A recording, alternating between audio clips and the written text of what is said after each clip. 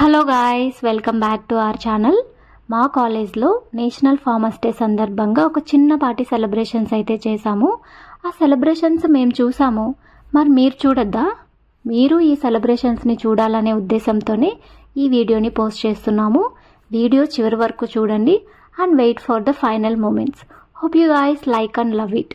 అదేవిధంగా ఈ కార్యక్రమాన్ని జరగడానికి కృషి చేసిన విద్యార్థులకు అందరికీ కూడా ఆశిస్తుంది.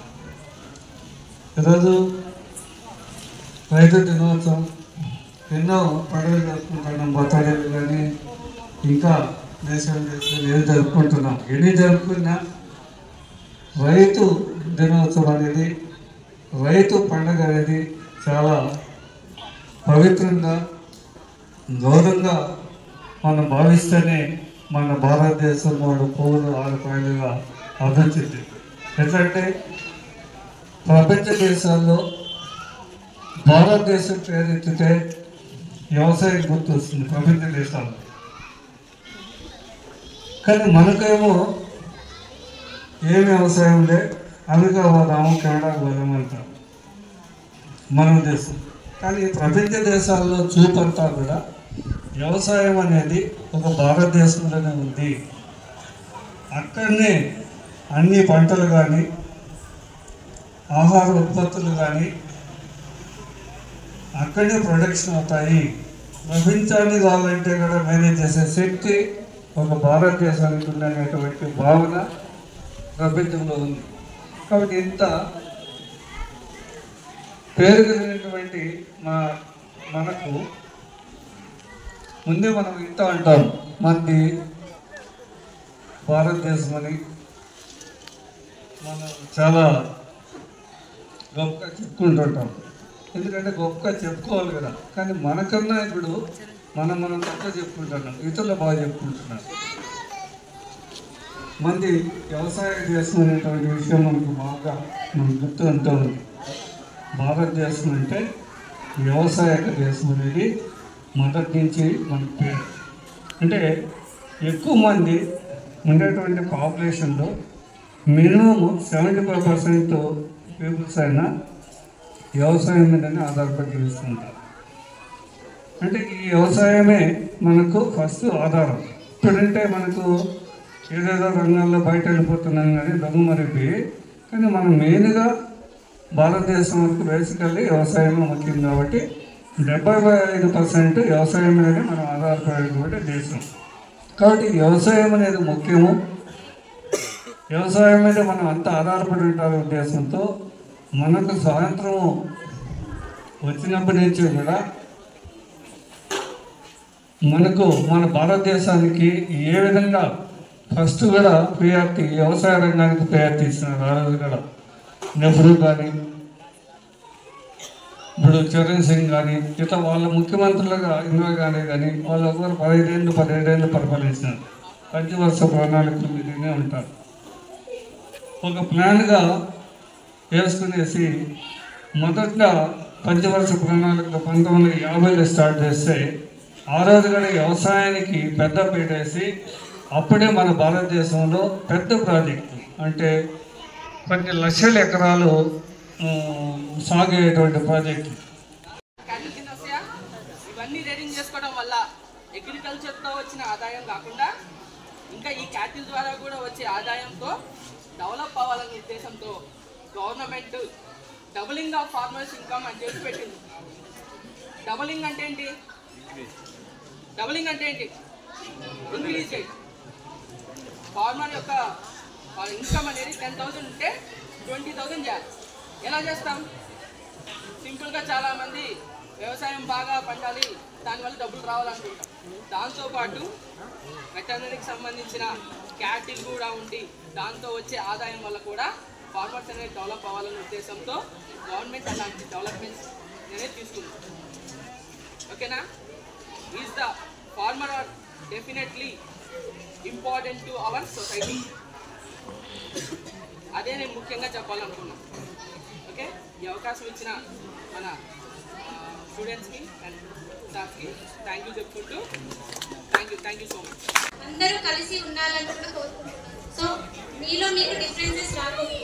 ఎలా అయితే అగ్రికల్చర్లో పౌల్ట్రీ, షిప్పింగ్, అలానే పిక్కరీ, బీ కీపింగ్, తెలుసా, ఎపికల్చర్ అంటాం, తేనెటీగల పెంపకం, ఫిషరీ, పౌల్ట్రీ, ఇవన్నీ కలిపితేనే మనకి అగ్రికల్చర్ అవుతుంది. అలానే వెటర్నరీ, అగ్రికల్చర్ ఇంజనీరింగ్, ఇలా మొత్తం కలిపితేనే ఫార్మింగ్ అవుతుంది. సో మీరు యూనిటీగా ఉండాలి, మన అగ్రికల్చర్ని ముందుకు తీసుకెళ్లాలని మనస్ఫూర్తిగా కోరుకుంటున్నాను. అండ్ నాకు ఈ అవకాశం ఇచ్చిన ప్రతి ఒక్కరికి కూడా చాలా థ్యాంక్స్. అండ్ మీకు కూడా నా స్పీచ్ విన్నందుకు thank you so much and thanks everyone. Singh ఉండే కదా, ఆయన బర్త్డే రోజున మనం ఏం చేసిండే అంటే ఏదైతే ఈ నేషనల్ ఫార్మర్స్ డే ఉంది కదా దీన్ని సెలబ్రేట్ చేస్తున్నాం. సో ఎగ్జాక్ట్గా ఈ డే ఎందుకు చేసుకుంటున్నాము అంటే ల్యాండ్ రిఫార్మ్స్ జరిగినాయి. ఇక్కడ ఏమైంది, ల్యాండ్ రిఫార్మ్స్ జరిగింది. సో ఓల్డెన్ డేస్లో ఏమైతుండే అంటే ల్యాండ్ లార్డ్స్ ఉండేటోళ్ళు, ఈ ల్యాండ్ లార్డ్స్ ఏం చేస్తుండే అంటే హోల్ ఎవ్రీథింగ్ అందరి చేత పని చేయించుకోవడం, ఒక ప్రైవేట్ ఆర్మీని రన్ చేసి ప్రజల్ని చాలా ఇబ్బంది పెడుతూ, సో అక్కడ వాళ్ళ చేత అనవసరంగా పని చేయించుకుంటూ ఉండేవాళ్ళు. సో దీన్ని రిఫార్మ్ చేసుకుంటూ చరణ్ సింగ్ ఏం చేసినారు అంటే ల్యాండ్ రిఫార్మ్స్ చేసినారు. సో దట్స్ వై ఆయన బర్త్డే ట్రిబ్యూట్గా మనం ఏం చేస్తుండే అంటే నేషనల్ ఫార్మర్స్ డేని సెలబ్రేట్ చేసుకుంటాం. సో ఎవ్రీవన్ నోస్ రైట్, జై కిసాన్ జై జవాన్ అంటూ ఉంటారు. సో బేసికల్లీ జవాన్ అక్కడ సేఫ్గా ఉన్నాడంటే మన ఇండియా సేఫ్ ఉంటుంది. అట్ ద సేమ్ టైం మన ఇండియాలో కిసాన్ సేఫ్ ఉన్నాడు అంటే మన ఎకానమీ సేఫ్ ఉంటుంది. ఏముంటుంది, మన ఎకానమీ సేఫ్ ఉంటుంది. So basically agriculture is nothing but agriculture is the back bone of India అంటూ ఉంటారు. సో ఎకానమీ యొక్క బ్యాక్ బోన్ ఏంటి అంటే అగ్రికల్చర్ ఉంటుండే. సో అర్థమైంది కదా. సో దట్స్ వై బేసికలీ మనం కూడా ఉండే. సో మనం ఇప్పుడు మండీస్కి వెళ్తూ ఉంటాం, మార్కెట్స్కి వెళ్తూ ఉంటాం, ఏం చేస్తూ ఉంటాం, ద ఫార్మర్ ఉంటాడు, ఫార్మర్ సేల్ చేస్తూ ఉంటాడు, ఒక ప్రైస్ ఉంది అనుకోండి 40 రూపీస్ చెప్తాడు, అది 30కి ఇవ్వచ్చు కదన్నా, 20కి ఇవ్వచ్చు కదన్నా, అక్కడ బేరం ఆడుతూ ఉంటాం.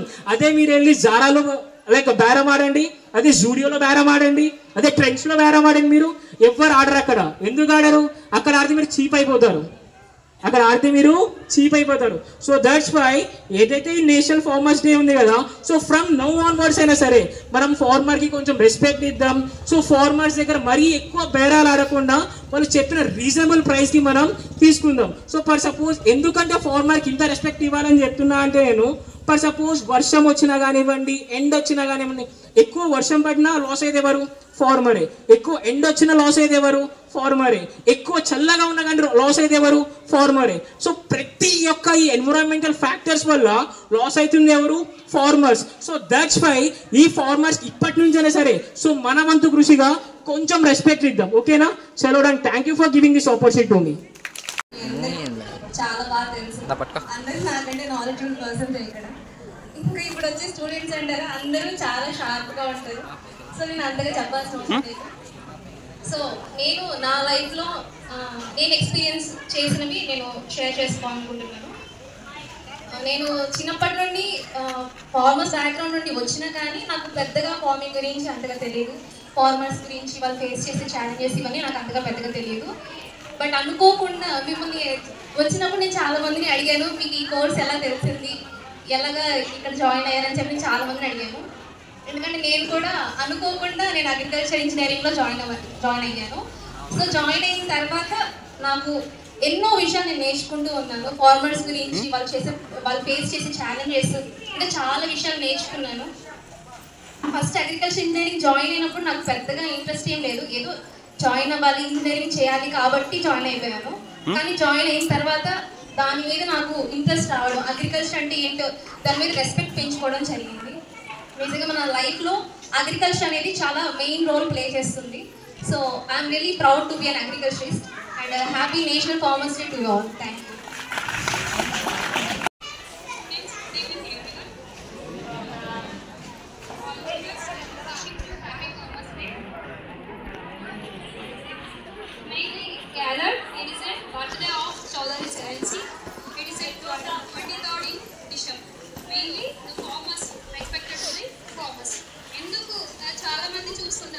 ఫార్మరే కదా, ఏం చేస్తాడు, మహా అంటే వ్యవసాయం చేస్తాడు.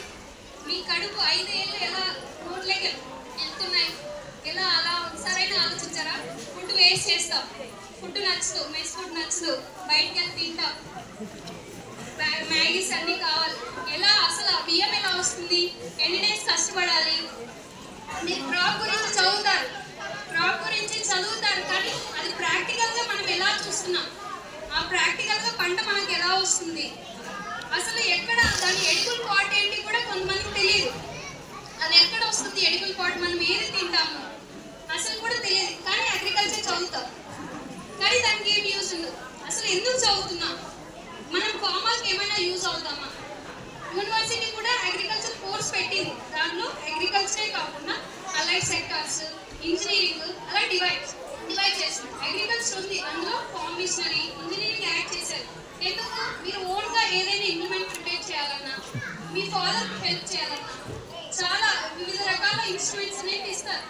అది ఎలా మనం లోన్స్ ఇస్తున్నారా, బ్యాంక్స్ ఎలా లోన్ ఇస్తుంది చూసుకొని వాటిని ఎలా మనం ఫార్మర్స్కి హెల్ప్ చేయాలి. ఇంతకుముందు ఏషియన్స్ టైంలో ఫార్మర్స్కి బుల్లక్స్, కౌస్ ఉండే. ఎందుకు? అక్కడ నుంచి మెన్యూర్స్ని తీసుకుని వెళ్ళి అతను ఓన్ ల్యాండ్లో వేసేవాళ్ళు. ఇప్పుడు అలా ఏం లేదు. ఎందుకు? టైం మేనేజ్మెంట్ ఉండడం లేదు. ఇప్పుడు ఎవరైతే బుల్లక్స్ ఉన్నా కానీ ట్రాక్టర్తో స్ట్రెయిన్ చేస్తున్నారు. ఇప్పుడైతే హ్యూమన్ పవర్ అనేది చాలా తగ్గిపోయింది. రైస్ ట్రాన్స్ప్లాంట్ చేయాలన్న మిషన్స్ వచ్చాయి, నాట్ లేబర్ వేయటం లేదు. అలా చాలా మిషనరీస్ యూజ్ చేస్తున్నారు. కానీ అది ఎలా మనం యూజ్ చేయాలి, ఎక్కడ అవైలబుల్గా ఉంటుంది ఫార్మర్స్కి? కొన్ని విలేజెస్లో వాళ్ళకి నాలెడ్జ్ అనేది ఉంటుంది, ఆర్గానిక్ ఫార్మింగ్ ఐడియా అసలు ఉండదు. ఏమంటారు, ఎందుకు మేము చేయాలా? రైతుకి ఏం చూపించాలంటే రిజల్ట్స్ మెయిన్ ఇంపార్టెంట్. డెమాన్స్ట్రేషన్స్ ఉంటాయి. రిజల్ట్స్ డెమాన్స్ట్రేషన్ అనేది చాలా ఇంపార్టెంట్. మీరు చూపిస్తేనే నమ్ముతారు అనమాట. సీకింగ్స్ బిలీవింగ్, ఏదైతే మనం చూస్తామో దాన్ని మాత్రమే నమ్ముతామన్నమాట. కాబట్టి ఏదైతే మనం చదువుతున్నామో దాన్ని కొంచెం ప్రాక్టికల్గా రైతులకు అందించాలి. Okay, thank you giving this opportunity. అంతే కదా, అగ్రికల్చర్ క్లాస్ ఏమవుతుంది, ఏ సాఫ్ట్వేర్స్ వెళ్ళకపోతే 4 డబ్బులు వస్తాయని చెప్పేసి చాలామంది అటువైపే వెళ్తున్నారు కానీ అగ్రికల్చర్ గురించి ఎవరు పట్టించుకోవట్లేదు. సో ఇదే ఈ సిచ్యువేషన్ అలా కంటిన్యూ అయితే ఫ్యూచర్ జనరేషన్స్కి ఫుడ్ గ్రెయిన్స్ అనేవి సరిగ్గా ఉండవు. అర్థమవుతుందా? సో నీకు చెప్పింది అర్థమవుతుందా లేదా? సో అలానే ఇప్పుడు లక్ష్మణ్ సార్ చెప్పినట్టు వెటనరీ కూడా ఓకేనా, ఇది ఒక అలైడ్ సెక్టర్ ఓకేనా. సో అగ్రికల్చర్లో రిలేటెడ్ అంటే అగ్రికల్చర్లో చాలా ఉంటాయి, చదివే ఉంటారు కదా. సో హార్టికల్చర్ అనేది చాలా బ్రాంచెస్ ఉంటాయి. సో ప్రతి బ్రాంచ్కి ఒక్కొక్క సపరేట్ ఏమంటారు, సో దానికి తగ్గట్టు ఉంటుంది అగ్రికల్చర్. సో అందుకోసం మనం రెస్పెక్ట్ ఇవ్వకపోయినా పర్లేదు, మెయిన్గా ఫార్మర్స్ని పట్టించుకోకపోయినా వాళ్ళు చేసే త్యాగానికి మాత్రం మనం రెస్పెక్ట్ అవుతుందా లేదా. సో ఈ అవకాశం ఇచ్చినందుకు థ్యాంక్ యూ ఫర్ ఎవ్రీవన్. ఒక ఇన్స్టిట్యూషన్ని ఇన్ని ఇయర్స్ నుంచి సక్సెస్ఫుల్గా రన్ చేయడమే కాకుండా విద్యార్థులకి వ్యవసాయం పట్ల అవగాహన కల్పించి వ్యవసాయ కోర్సుల్ని ప్రవేశపెట్టి మీరు చేస్తున్న కృషికి మన కాలేజ్ తరపు నుంచి అండ్ మా తరపు నుంచి ఒక చిన్న సత్కారం మా ప్రిన్సిపల్ సార్కి. Thank you so much sir. These are a final moments. రైతు గురించి ఎంత చెప్పినా తక్కువే. రైతు లేనిది ప్రపంచం అనేది ముందుకు వెళ్ళదు. ఈ వీడియో చూస్తున్న ప్రతి ఒక్క రైతుకి కూడా మా తరపు నుంచి happy national farmers day and a big salute to each and every farmer out there in the world. ఈ వీడియో మీకు నచ్చిందనే అనుకుంటున్నాను. జై జవాన్, జై కిసాన్.